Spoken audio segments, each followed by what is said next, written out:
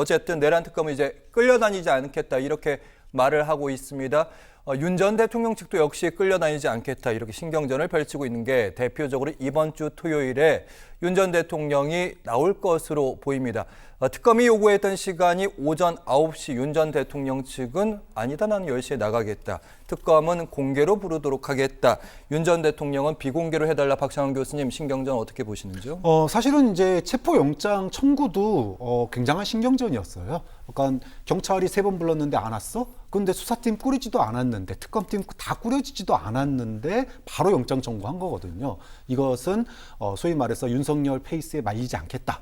특검은 특검대로 주도권을 갖겠다. 이런 이제 신호로 해석이 됐고요. 그게 굉장히 빠른 압박으로 됐기 때문에 결국은 윤석열 전 대통령 측에서 나 이번 주 토요일에 출석할 테니까 체포영장 하지 말아달라. 사실상 이렇게 나온 거 아니겠습니까? 예. 그런 점에서는 기선 잡기에 들어간 거고, 또 그렇다고 해서 윤석열 전 대통령 측도 순순히 응하지는 않는 거예요. 9시에 나오라고 그러니까 싫은데 나 10시에 나갈 건데 이런 것들은 결국은 또 특검에 끌려가지 않겠다라고 하는 걸 보여준 거예요. 근데 이제 이게 한두 번이 아닐 겁니다. 아마도 다음 또 소환을 할 때도 그때도 또 나 이번엔 뭐 어디 아파서 못해 이럴 가능성도 있고요. 또 지금 수사 자체가 위헌적이다, 위법적이다 이런 제기를 하고 있기 때문에 법적 절차의 조치에 들어갈 가능성도 있어요. 그러면 또 그거를 또 해결하는 데 시간이 걸리거든요. 좀 그런 점에서 앞으로 윤석열 전 대통령을 직접 조사하고 수사하는 데는 아마 굉장한 장애물이 많을 거예요. 그렇기 때문에 앞서 제가 언급을 했지만 정보기관 또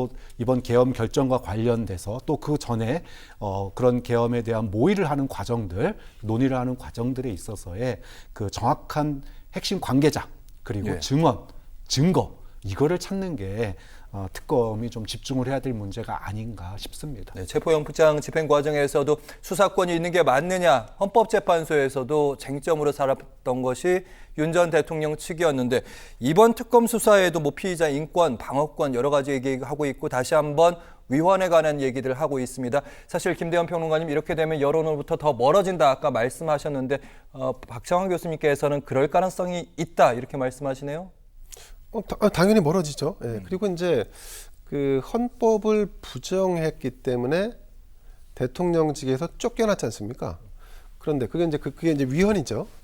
그런데 그런 자의 입에서 위헌적 특검이라는 얘기가 나오고 그 특검이 과도한 재량권을 행사하고 있다. 뭐 이런 지금 반응이 나오고 있는데, 이게 대통령의 진짜 워딩인지 아니면 그 대변인 혹은 뭐 변호인들이 하는 말인지 잘 모르겠습니다만, 이게 진짜 대통령의 의중이라면 정말 정말 안타깝습니다. 예, 그걸 뭐 어떻게 말로 표현하기 좀 어렵습니다만, 이런 마인드를 가지고서는 그 법의 심판뿐만이 아니라 국민 모두에게 버림을 받을 수 있다는 것을 대통령이 이제라도 좀 알았으면 좋겠습니다. 지금 현재만 봐도 마치 법꾸라지거나 혹은 몽리를 부리는 것 같은 그런 느낌이 없지 않아 있습니다. 그런데 여기서 더 나아가서 특검과 법률적으로 다투겠다?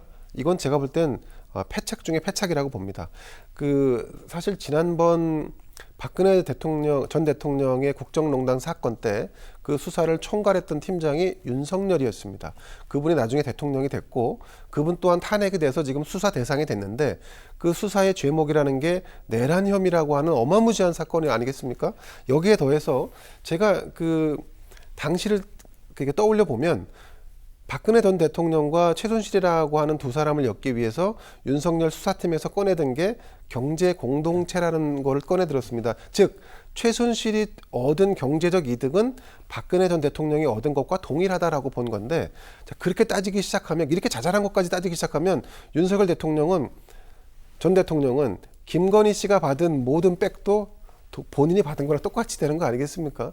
그럴 정도로 수사를 정말로 치고 들어가면 끝도 한도 없이 들어갈 건데, 그런데 지금의 윤석열 대통령의 저런 스텔스를 취하고 있다는 것은, 그거는 일말의 반성조차도 보이지 않는다는 걸로 그렇게 평가받을 수밖에 없기 때문에, 저는 적어도 지금의 변호인단이나 아니면 아직까지도 윤석열 전 대통령의 주변에서 지근거리에서 그와 접촉하는 정치권 인사들이 있다면 정색을 하고 그런 조언을 그런 진언을 했으면 좋겠습니다.